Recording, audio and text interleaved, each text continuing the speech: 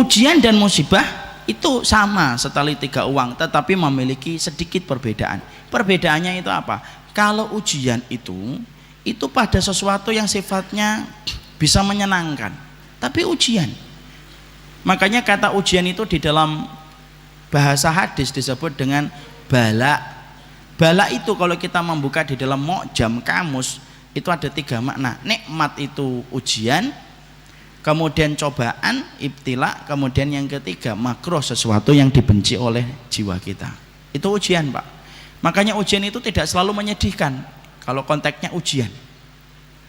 Tapi sesungguhnya ujian itu bisa jadi dalam konteks yang menyenangkan. Contoh, kita punya anak cakep banget, Pak. Ujian atau tidak ujian, Pak? Ujian. Kita punya harta yang banyak gitu. Ujian atau tidak? Ujian. Kita punya rumah gede, kita mengatakan ini ujian. Tidak kan kita mengatakan ini musibah. Tidak, ini ujian.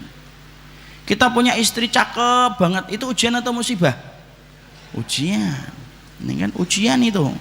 Jangan ngomong kamu itu musibah bagi saya.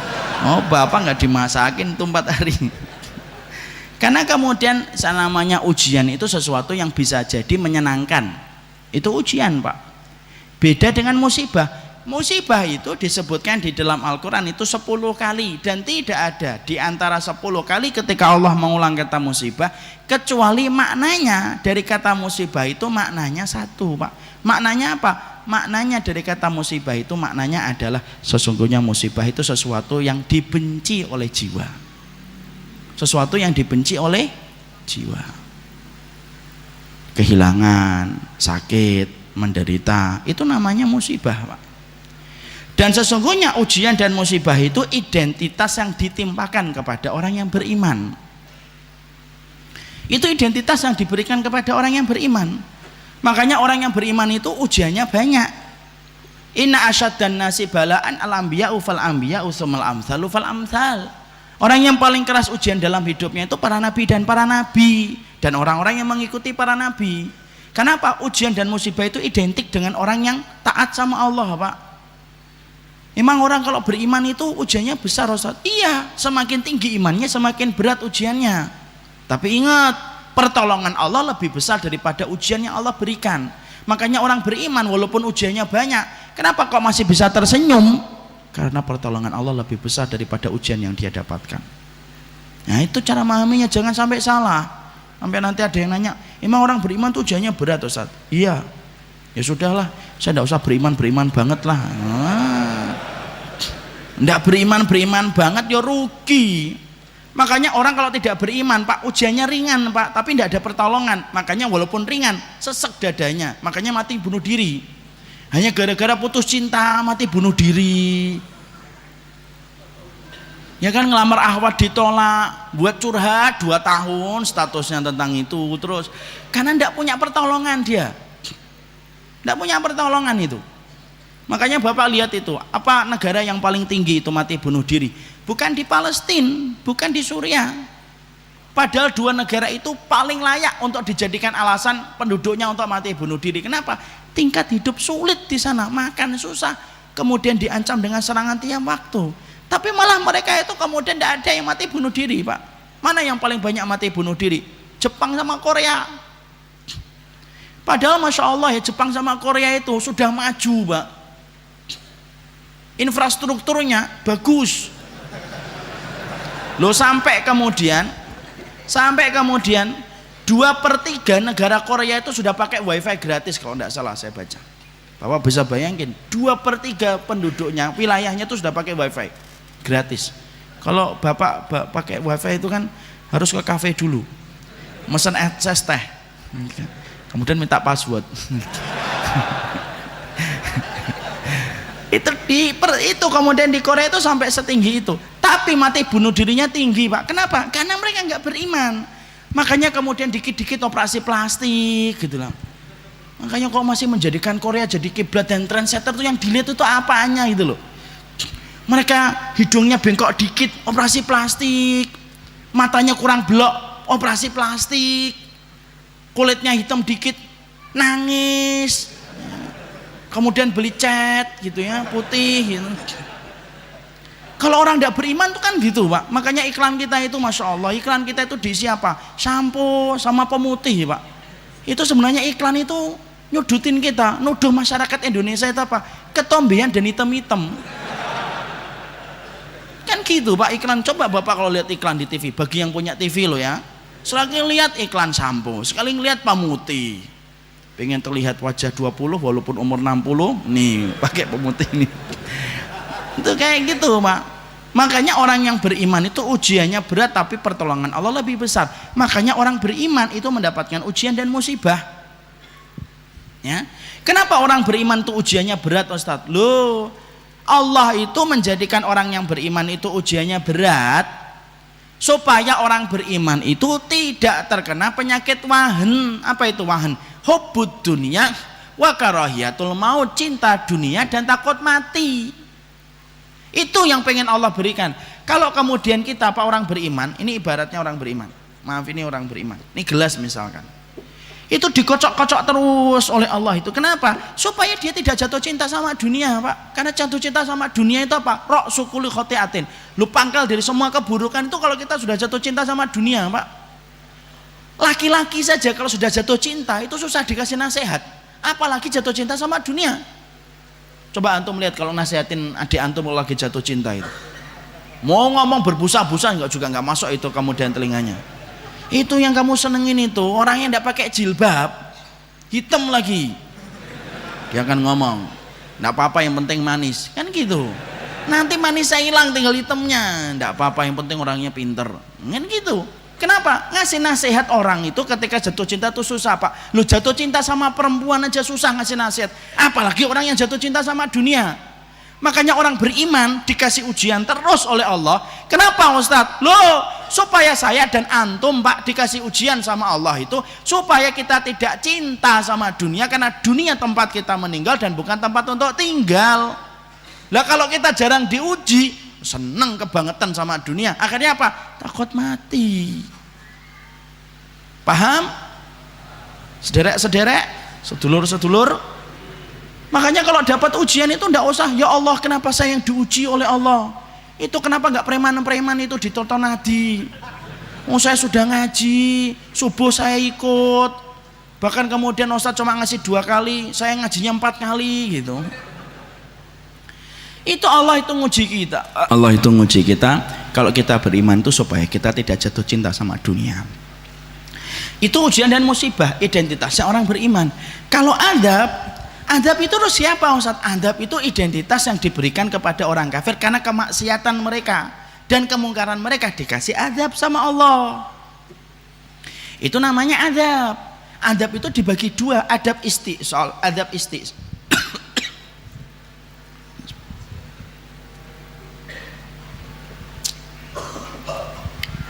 Siapa itu yang ikut batuk juga? Antum satu hati banget sama Ana ya. Boleh tukar nomor WA enggak sih? Maka kemudian kalau adab itu Pak, adab itu kemudian dikenakan kepada orang yang kafir, orang yang berdosa, identitasnya mereka gitu. Adab itu 2, adab istisal, adab yang Allah matikan semuanya tidak disisakan. Dan adab itu sudah tidak ada setelah adanya Nabi. Adab yang ada itu apa? Diberikan sisanya Pak. Ada kasih adab, masih ada yang hidup untuk menjadi peringatan. Itu kemudian itu yang kita pahami. Makanya di situ maaf ya, kalau kita korelasikan kejadian di Palu, Lombok, maka bisa jadi ada 2 orang yang diketemukan oleh relawan. Yang satu bisa jadi ini adalah orang soleh, yang satu adalah orang yang berdosa besar. Misal nih, yang satunya ada nggak, saya tanya, Pak, kejadian Palu ada nggak orang soleh yang ikut meninggal Pak? Ada yang nyari sedang gempa, ngomong ayo ukhti kita keluar ini gempa, dia nyari jilbab sama cadarnya Pak. Ketika masih nyari jilbab dan cadarnya, dia meninggal dunia ketika tertimpa bangunan. Saya baca itu seorang santriwati hafal 30 juz Pak. Kalau Bapak kan 3 surat yang terakhir, beliau 30 juz. Ini 30 juz, solih atau tidak solih? Solih. Kita mendapati pula ada orang yang kemudian azan gitu, terjadi gempa, kemudian teman-temannya adzan gempa gitu, saya selesaikan adzan, loh belum selesai adzannya sudah tertimpa bangunan. Kalau ada orang solih Pak, kemudian dia meninggal, maka itu ujian baginya. Maka boleh kalau kita bayangkan Pak, semenjak gelombang itu datang, kan itu hitam Pak. Kalau kita lihat gelombang air laut kalau sudah menuju ke daratan itu jadinya hitam Pak, campur tanah, campur lumpur Pak. Kemudian gelombang itu datang nyeret dia tanpa dia bisa menahan gelombang itu saking besarnya. Kemudian dia naik turun di dipermainkan oleh gelombang itu sampai tidak bisa napas Pak. Sampai hitamnya air itu masuk ke matanya, masuk ke telinganya kan gitu Pak. Kalau kita bayangkan tuh kan gitu. Kalau Bapak lihat videonya kan gitu. Kita bayangkan tuh gimana ketika diterjang sama air itu. Dia sampai tidak bisa nafas Pak. Sekalinya nafas dia harus meneguk air. Air itu kemudian langsung masuk ke paru-parunya Pak. Jadi hitam itu. Makanya rata-rata orang kalau kena korban tsunami itu hitam semuanya Pak. Matanya hitam, telinganya hitam. Kemudian sampai kuku-kukunya jadi hitam Pak. Maka semua itu masih ditambah dengan benturan tembok yang ikut terseret, benturan papan yang di dalamnya ada paku, mantem itu ke sini, ngantem ke sini. Makanya rata-rata sampai perut mereka besar karena banyaknya air yang mereka minum, belum dihantam dengan tembok dan yang lainnya. Semua proses itu, kalau dia adalah orang yang beriman sebelum kejadian itu, semua proses sakit yang dia rasakan sampai dia meninggal dunia, maka itu adalah ujian untuk menggugurkan dosanya supaya ringan ketika balik kepada Allah. Tapi bisa jadi ada nggak orang yang di sono kemudian melakukan dosa Pak? Ada. Bahkan kita tidak menutup katanya, wallahu alam bisawab, benar atau tidak benar itu. Ada yang kejadian sebelum gempa itu, ada beberapa grup orang-orang Palu itu yang mereka terindikasi homo sampai membernya itu sampai sudah 1000 lebih. Atau ada yang memberikan sesajen kepada lautan. Dan itu merupakan bagian dari acara yang kemudian merupakan kesyirikan. Ketika dia melakukan dosa, kemudian diterjang dengan kemudian gelombang itu ketika naik ke darat, sampai sama dihantam batu, dihantam tembok, kemudian dia nggak bisa nafas, semua rasa sakit yang dia dapatkan kalau sebelumnya dia pelaku dosa dan kemaksiatan, kesyirikan, semua rasa sakit itu adab Pak, belum lagi adab nanti di akhirat. Nah itu beda. Makanya cara kita menyikapinya gitu. Tidak bisa kita langsung ngomong ini gara-gara azab. Iya.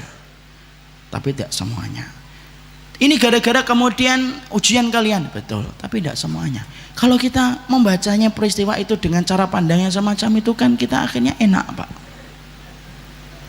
Makanya inilah yang menjadikan kita akhirnya paham. Ustadz kenapa ya ada orang solih kok kemudian terkena? Yuh, kan Allah sudah berfirman di dalam surat Al-Anfal 25. Wattaqu fitnatal la tusibanna alladziina dzalamu minkum khassah. Takutlah kamu terhadap satu fitnah yang tidak hanya menimpa kepada orang dolim saja, tapi fitnah itu juga menimpa kepada orang solih, tapi orang solihnya diem. Orang solihnya diem ketika kemudian dia itu melihat kemungkaran.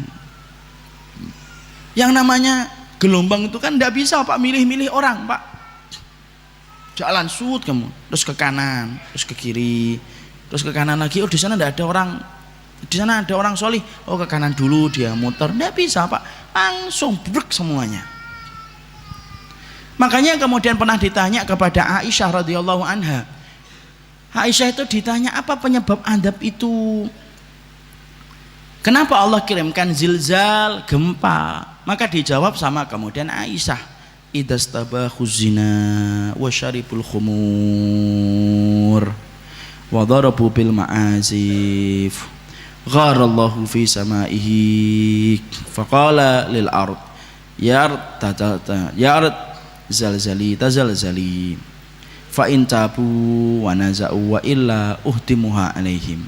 Makanya kemudian dalam satu riwayat disampaikan Allah itu kalau sudah melihat manusia melakukan 3. 1, menghalalkan zina. Zina aja sudah menyebabkan gempa Pak, apalagi humreng. Ya. Orang kalau sudah menghalalkan zina. Sekarang kalau zina itu kan, coba lihat Bapak perilaku zina sekarang. Zina itu tidak dilakukan di depan pintu Pak. Di belakang pintu, di depan pintu kan. Orang itu kalau pacaran itu lebih romantis daripada yang sudah nikah. Kalau pegangan itu kenceng banget itu. Padahal suami istri kalau naik motor biasa aja, apalagi kalau lagi bertengkar, dikasih helm sama kemudian tas, Karena kemudian apa? Zina itu sudah merebak di mana-mana. Kemudian orang sudah minum khamr. Kemudian mereka sudah tenggelam dengan permainan musik. Maka kemudian akhirnya apa? Kemudian akhirnya Allah itu cemburu di atas langit dan berkata kepada bumi, bumi bergeraklah kamu sedikit. Nanti kalau kamu sudah bergerak, fa'in tabu wa nazau. Kalau sudah kemudian bertobat, stop. Kalau enggak, habiskan semuanya.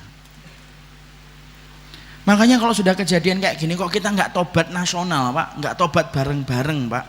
Masih aja disikapi dengan data dan angka dan fenomena alam, Pak. Rusak, Pak, kehidupan kita sebagai orang yang beriman. Kita ini buta apa sama ayat-ayat Allah ini. Kok masih kemudian sikapi fenomena alam ini, kemudian BMKG kemudian mengatakan daerah-daerah yang dilewati lempengan bumi harus hati-hati, tidak mengkaitkan sama sekali tentang dosanya dan kemaksiatannya. Itu sumum bukmun umyun, itu tepat yang kita boleh sematkan, Pak. Sudah terlalu bisu, tuli dan buta, tidak bisa baca ayat Allah itu. Makanya kejadian ini, maka kalau kemudian ini dikatakan dalam satu riwayat dari Abu Hurairah, kata Rasulullah, hadisnya panjang, itu sampai beliau mengatakan, kalau ada sampai orang kok dikirimkan kemudian berbagai macam peringatan dari Allah, salah satunya gempa, kok tidak menjadikan mereka bertaubat kembali kepada Allah, Allah akan kirimkan gempa terus menerus. Allah akan kirimkan gempa terus menerus. Dan sesungguhnya gempa itu apa? Sebagaimana kalung mutiara yang terputus. Bapak kalau melihat mutiara, kalungnya, kemudian benangnya itu, atau kemudian benangnya itu putus, Pak. Mutiara jatuhnya cepat atau tidak cepat? Cepat, tek, tek, yat ba'duha ba'do. Maka jatuhnya satu mutiara disusul langsung dengan mutiara berikutnya, Pak. Dan itu yang saya khawatirkan, Pak. Makanya saat ketika kita masih bantu Lombok, kita masih mengkoordinir untuk kita membantu Lombok, kita kirim berapa ke sana, kita masih bantu-bantu yang bisa kita lakukan di sana. Kok tiba-tiba Palu kayak gitu? Saya tuh langsung Masya Allah, kenapa ya? Saya buka, Pak, kitab, Pak, saya cari hadisnya tentang semua masalah gempa itu. Lu ketemu, Pak, hadisnya dalam riwayat Abu Hurairah. Lu kalau manusia sudah dikirimkan gempa satu tempat, kok tidak menjadikan mereka bertaubat dan kembali sama Allah? Maka Allah akan jadikan gempa itu sebagaimana kalau mutiara yang putus, maka setiap satu gempa disusul dengan gempa-gempa berikutnya. Lu Palu dan Donggala belum selesai, Pak, tiba-tiba kita mendapati Situ Bondo kemarin gempa kan, sampai kemudian dirasakan di beberapa daerah. Kenapa kayak gitu ya, Ustaz? Karena Allah itu berkehendak atas segala sesuatu, dan jangan pernah merasa aman dari makarnya Allah kalau kita sudah berbuat dosa.